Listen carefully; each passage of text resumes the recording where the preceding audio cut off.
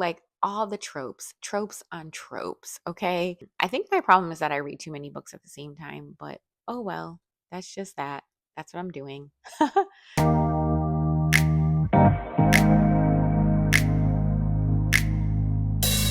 I actually finished some books. I know, I know. I didn't read a single book in February. I like started some, but I didn't finish any. So March is my month where I'm going to get back on track. My reading goal is 40 books for the year, and I had only finished one book in January, which was Mile High by Liz Tomford. I was able to finish two thrillers in March. Today is March 14th, so I'm midway through March.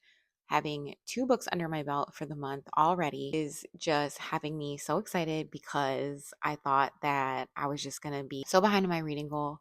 So now I'm only four books behind, and I think I'm going to catch up pretty fast. I'm going to tell y'all what I read and then also what I'm currently reading. And I'm actually out of my reading slump completely. I am ready to just devour books, audiobooks. So let's get into it. I also want to talk about what I'm watching because a lot of times I get on here and I'm like, I haven't been able to read because I have been spending time watching my shows. There's a lot of shows out right now. So I'm going to tell y'all what I'm watching as well. And then we're going to talk about a little makeover for my bathroom. I live in an apartment, so it's not construction or anything. I'm just replacing decor and the shower curtain and stuff. So we're going to do that because my shower curtain comes in tomorrow. So today is Sunday. We'll talk about books, we'll talk about my shows, and then we'll pick back up tomorrow when I switch out the stuff in my bathroom. And maybe we'll go grocery shopping or something today because I feel like the urge to go to Trader Joe's. I don't know why. I just want to. We'll see where the day takes us. I don't have my physical copy of The Only One Left because I attended a book swap event and I was like, I just finished this book. I'm obsessed with it, but I'm not emotionally connected to the actual book. So I brought that with me along with a book that I didn't read, but I really wanted to, but I just figured I'm never going to get to it. And I think someone would really like it. So I brought that book also to the book swap. I think it's called Good Girls Lie. I want to read it so bad, but like just never got around to it. And I've had it for years. So I was like, I'll bring it. And I saw someone picked it up. It's by J.T. Elliston, I believe. I'll put a picture up on the thing, but I saw someone walking around with it and I was like, I'm happy that it found a home. Hopefully somebody will read it. But I brought my copy of Riley Sager's The Only One Left because again, I'm not emotionally connected to it. And then my friend Aisha was like, I want to read that. So she picked it up in the book swap. So I'm like, I wonder if she'll give it back to me when she's done with it. And I kind of skirted the actually losing the book. I didn't plan on that. So I didn't like run a scam or anything.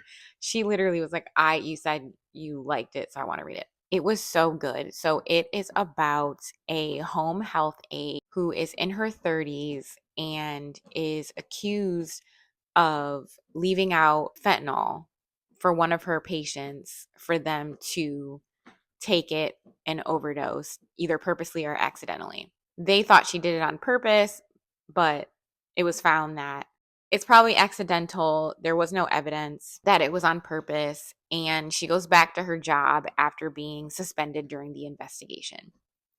And her boss gives her this assignment to take care of in home a woman that lives like on the hills. Like the house is actually like on a hill and it's a mansion. And she was accused years and years ago of killing her entire family. And they assign her to this house to take care of this woman. And it's either that or she loses her job. They tell her there's no other assignments, no one else can do it, which is all a lie. But because probably no one would hire her because of what she did and the case and everything. So she's like, I have to take this if I want to work. And her dad isn't talking to her because of this incident. So she just gets up and she goes. I don't want to give away too many spoilers, but the woman that she is taking care of wants to tell her story.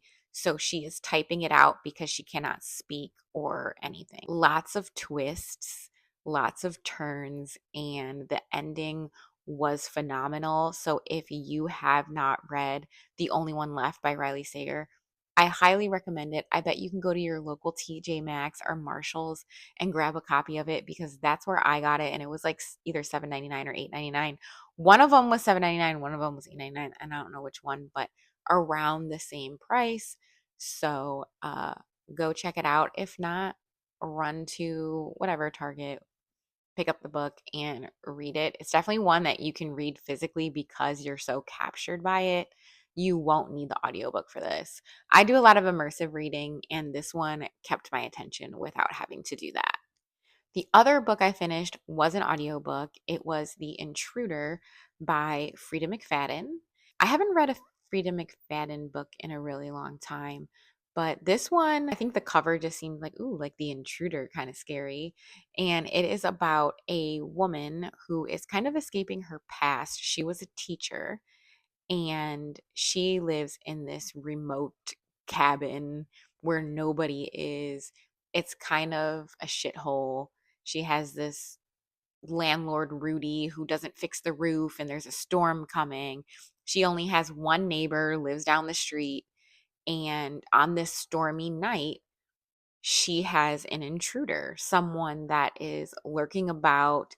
She saw someone in the window, something about her shed, and I can't tell y'all anything else without giving it away, but just know she's escaping her past. She lives in this horrible cabin, and a lot of creepy vibes, scary movie type vibes. So I really liked that book. It was really fast. It's Frida, fast paced. You get through it really quick. So it was, these two thrillers were the perfect things to get me out of my reading slump, because I started reading thrillers. Thrillers are what got me reading. I didn't start reading really romances until I read the After series a couple years ago. I love a romance. They just don't keep me hooked unless they're like super spicy or they have a lot going on. Like, I can't just read about day-to-day romance stuff. There has to be something else going on. And that's why thrillers are always going to be like my tried and true, because they just keep me hooked. I have officially made it past the halfway point on The Right Move in the Windy City series by Liz Tomford. Again, I finished Mile High in January, and this one was a little tough to get through. And I think it was because Mile High was so good. And I forget that there's leading up to the romance, like the slow burn of it. It was hard. I'm like, oh, this is kind of boring. It's not boring. Mile High was just as much as a slow burn as The Right Move. And it's not really a slow burn. Like, they first kind of hook up, I think, in chapter 19. I am currently on chapter 24, so I'm about 59% into it, according to my Goodreads. Best friend's brother and forced proximity and fake dating. Like, all the tropes, tropes on tropes, okay? Indy is a flight attendant with Stevie from book one. They were flying the private planes for the Chicago hockey team. I forget the name of the team, but irrelevant. She and her boyfriend broke up because she walked in on him cheating. And Stevie was like, I'm moving out of my brother's apartment so I can move in with Xander's, who book one is about Stevie and Xander's, a hockey player. I am moving out of my brother's penthouse apartment because her brother is Ryan Shea, this super popular point guard in the NBA. And she's like, maybe he will let you move there while you save up some money. So she moves in with Ryan Shea. And of course, there's a little tension. They're attracted to each other. They've been attracted to each other since book one. I knew they would be book two without even looking it up, because I started to read the chemistry and I'm like, I think Indy and Ryan are book two. And sure enough, they are. I'm really enjoying how Ryan is there for her during her breakup, and didn't really want her there to begin with, but then immediately like bought her a bedroom set and is just really taking good care of her, but also is a little possessive of her, which is a little toxic. But I feel like these like spicy romances always have a little toxicity in them. But he is up for the captain role, and it's one of those situations where the manager of the team or the owner of the team is like, you would be a good leader if you had a partner. I don't know what's with the patriarchy where you have to have like this stable relationship in order to like get a promotion. I've never seen it in real life, but in shows and movies and stuff, it's like you always have this like fake wife or fake girlfriend because they'll hire you in a higher position or something like that if you have a partner. I don't know what's with the patriarchy in that, but that's what that is. So they're fake dating, close proximity because they're roommates, and Indy is his sister's best friend, and I'm really enjoying it. The spice is spicing. Now that I finally got to it, the spice is spicing, and I am obsessed. So now I can like fly through it. We rip the band-aid off. We're hooking up. So yeah, I'm flying through it. Another book I started is Wild Love by Elsie Silver. I got into the Western romances because I watched Ransom Canyon on Netflix last year and I became completely obsessed with it. So I started reading the Done and Dusted series. So I've only read 2 books in the Done and Dusted series, but everybody talks about this Elsie Silver. I forgot what this is called. I don't know what the series is called. I'm only like a chapter in. So I will keep going though. I think my problem is that I read too many books at the same time, but oh well. That's just that. That's what I'm doing. I didn't even read the synopsis. I just started reading it. So let me actually read this to you so I can explain to you what it's about. Forbes may have labeled Ford Grant the world's hottest billionaire, but all he cares about is escaping the press and opening a recording studio in gorgeous small town Rose Hill. Something that comes to the screeching halt when he ends up face to face with a young girl who claims he's her biological father. Now he spends his days balancing business with parenting a sullen 12-year-old, all while trying desperately to keep his hands the hell off his best friend's sister, Rosie Belmont. After living in the city, Rosie came blasting back into town like a storm, beautiful, messy, and chaotic. And one wide eyed, desperate plea for a job is all it takes for Ford to hire her. He vows to keep her at arm's length, tries to stick to scowls and scrumpy, grumpy one-liners, but with her, verbal sparring is a type of foreplay, friction that soon turns to blistering heat.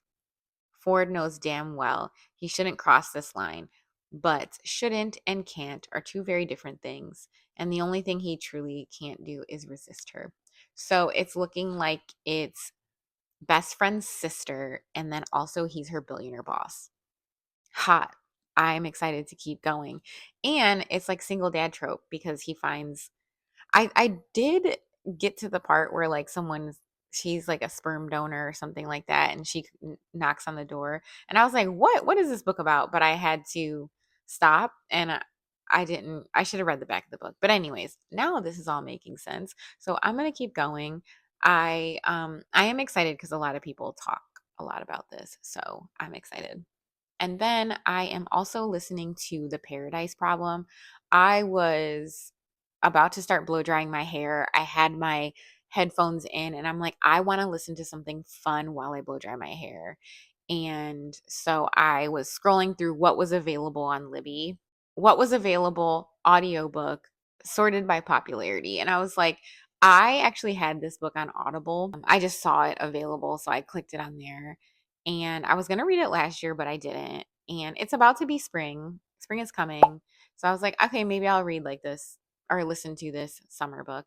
So I am 5 chapters in and I've laughed out loud so many times. So many times. And I'm like, I am going to be hooked on this. So I will be listening to The Paradise Problem as well.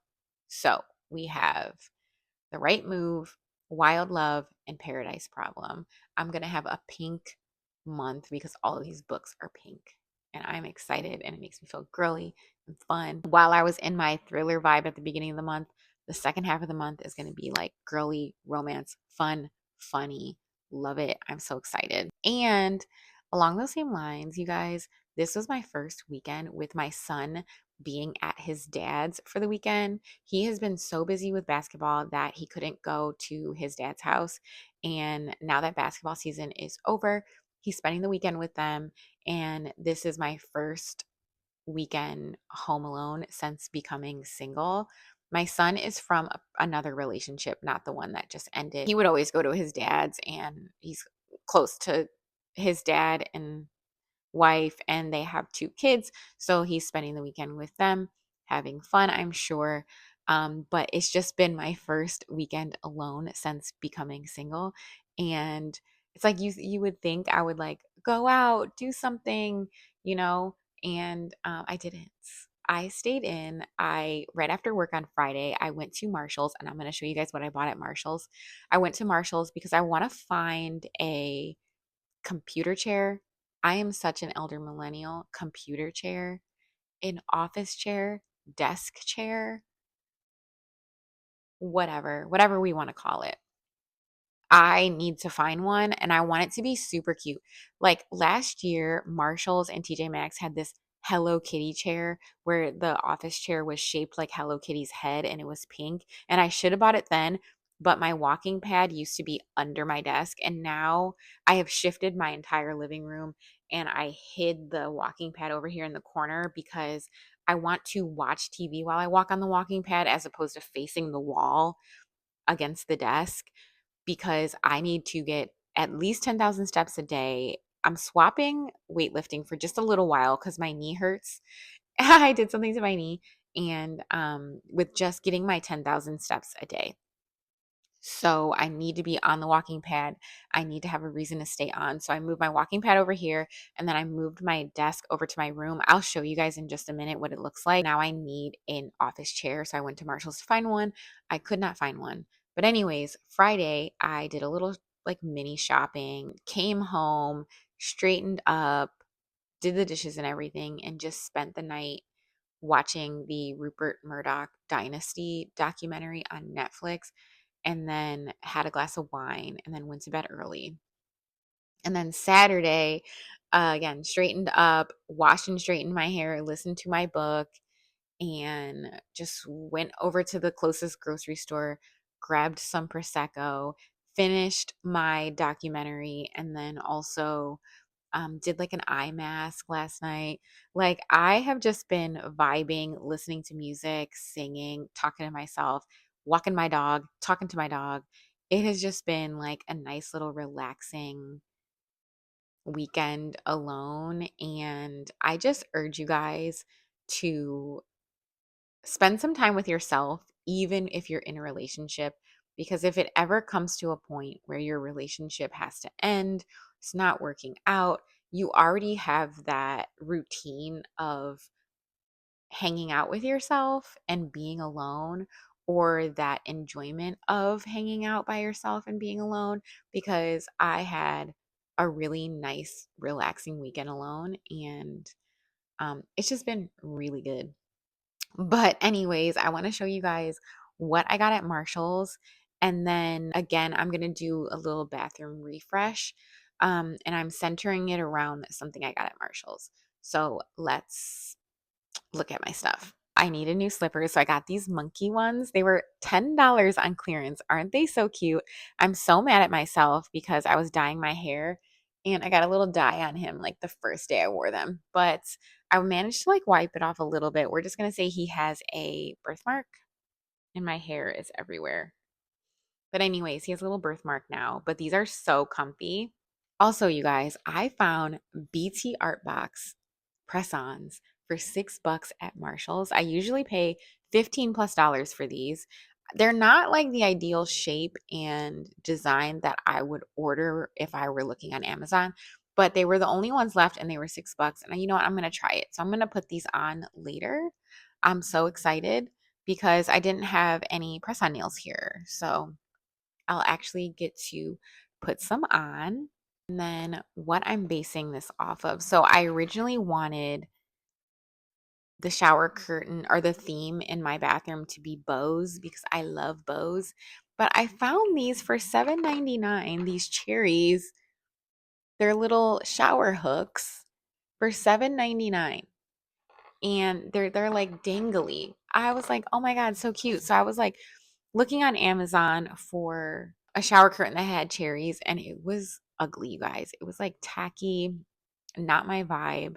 So I'm still gonna go with the white shower curtain with the black bows, but I'm still gonna use these. I know it doesn't match, but oh well. It'll be red, green, black, and white. And then I just got like a regular bath mat. I was gonna get this like super cute one on Amazon that said "looks so good" or something like that, which maybe eventually I'll get it. This would just be I'll just have like switch out options. But this was only 11 bucks. So I was like, I'll save like $7 or whatever and get this one. So it'll just be black, white, again, red, and green. That is it for my what I'm reading and the stuff I got at Marshall's. The next thing I want to talk about is what I'm watching. So, first and foremost, if you guys aren't watching Summer House, what are you doing? Those people are so entertaining. I am watching it week to week, so it's not really a binge. But if you guys haven't watched Summer House, I advise starting from the beginning, but there are a lot of seasons. There are a lot of seasons, but I'm really enjoying Sierra, KJ, and Mia. I think his name is KJ. Could be wrong.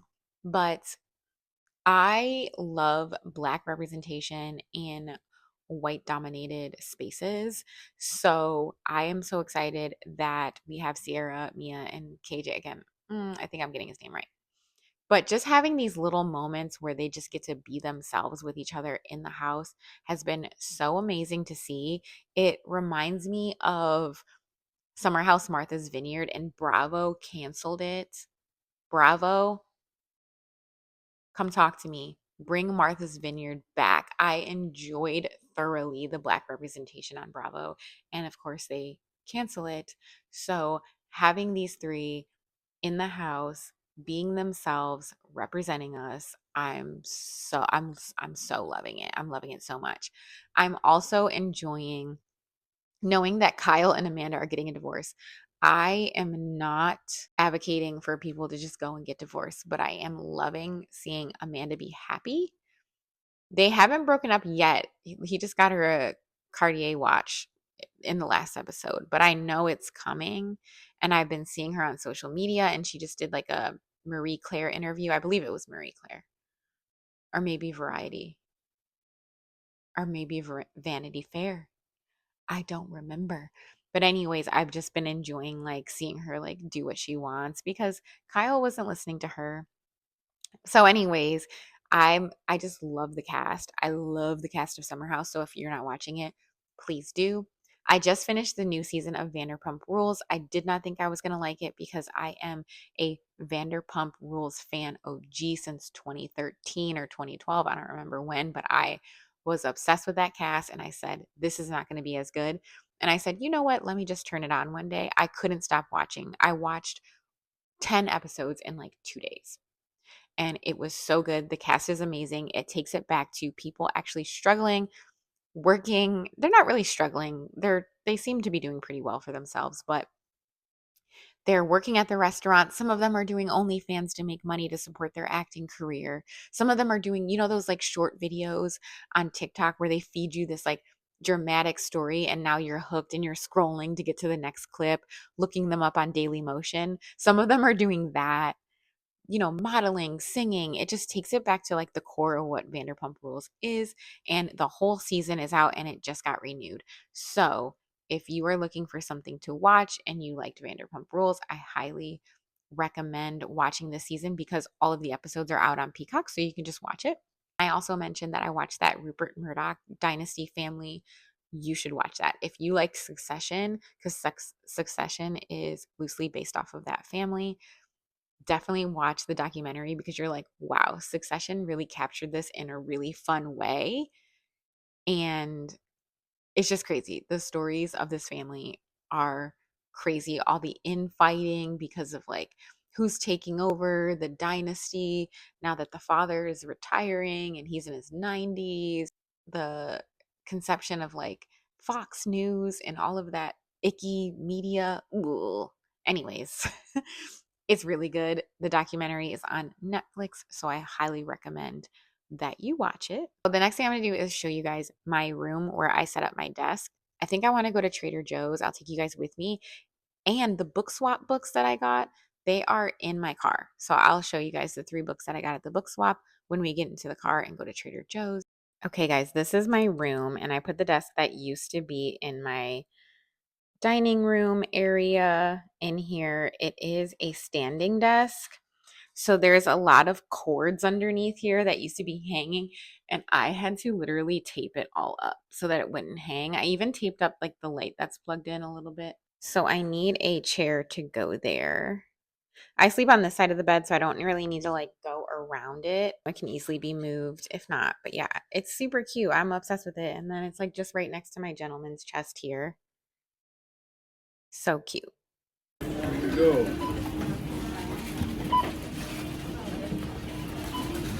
Grocery haul. I got some bok choy fingerling potatoes. These look so good. I'm going to air fry them. And then some asparagus because supposedly my son will eat asparagus, but we'll see. Some zucchini spirals. I'm going to do it with this sauce, and then these chicken meatballs. Some breakfast meat. I got some maple chicken sausage and some turkey bacon underneath. I needed some butter.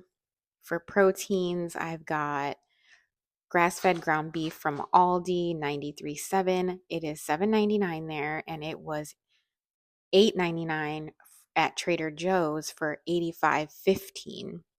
And $85.15 grass-fed ground beef is $5.99 at Aldi. So if you're debating on where to go for that, if you're eating $85.15, you can just go to Aldi and save $2 per pound. Also some chicken thighs. I got my son some mandarin orange chicken for like when he's hungry. I'm just going to prepare it and he can reheat it. For fruit, I got blueberries, bananas, and my son is obsessed with these little mandarin oranges. I got some flowers, of course, because I went to Trader Joe's. Oh, and then I got this like light cheddar. You can't see it, but I got eggs for breakfast, some cottage cheese, and then I get these generic poppies from Aldi because they're like a whole dollar cheaper. So that is the grocery haul. These are the books that I got at the book swap. This is about a mom who is moved in with this guy that she fell in love with, and her daughter, teenage daughter, does not like him, doesn't want to be there, trying to win back her mom's attention, like undivided attention. And then he has a 17-year-old son. I don't know. I'm thinking about reading that. Okay, Shari Lapena, the author of The Couple Next Door. I did read this one, so I figured I would like someone we know. I don't know what it's about. I read the little thing, but a teenager has been sneaking into houses, and then I think someone gets murdered, and they're trying to figure out who did it. Yep, a woman is found murdered, and there's people in this little suburb town that has secrets. Cool, sounds great, and she's a great writer, so I know it's gonna be good. And then I ended up with The Lost Girls of Paris. This doesn't look up my alley. It's giving like historical fiction, but one morning while passing through Grand Central Station Terminal on her way to work, Grace Healy finds an abandoned suitcase tucked beneath the bench. Unable to resist her own curiosity, Grace opens the suitcase where she discovers a dozen photographs, each of a different woman. In a moment of impulse, Grace takes the photographs and quickly leaves the station. Grace soon learns that the suitcase belonged to a woman named Eleanor Trigg, leader of a network of female secret agents who were deployed out of London during the war. 12 of these women went to occupied Europe as couriers and radio operators to aid in the resistance, but they never returned home. Their fate's a mystery. Setting out to learn the truth behind the women in the photographs, Grace finds herself drawn to a young mother turned agent named Marie, whose daring mission overseas reveals a remarkable story of friendship, valor, and betrayal. That actually is kind of cool, and I do think I want to read that. I wonder if it's, yeah, inspired by true stories. I'm not a historical fiction girly, but maybe this will be my entrance into historical fiction, and then maybe I can actually read a Kristen Hanna book. Who knows? But yeah, I got these from the book swap. Not too bad. Not too bad for book swap and not knowing what you're gonna get. I forgot to show you guys this with my Marshalls haul. I got the special edition of the deal. I have a copy of the deal, but I did want this special edition, but I didn't want to pay like 30 something dollars for it. It was $14.99 at Marshalls, and it has like the sprayed edges. It has Garrett and Hannah, and there's also some like illustrations. Hold on, let me find it. While my dog walks around making noise. There it is. This. There was more. Let me try to find them. Ah, more. Cute. Okay, Hannah and Garrett getting nasty. Wait. So cute. I am obsessed. I am obsessed. I probably won't read this. I just have it to have it. It's just a trophy. I already have my own copy, but I just had to have this because I've been wanting it and didn't want to pay the money for it. And it was $14.99 and originally $31.99, so I got like more than half off.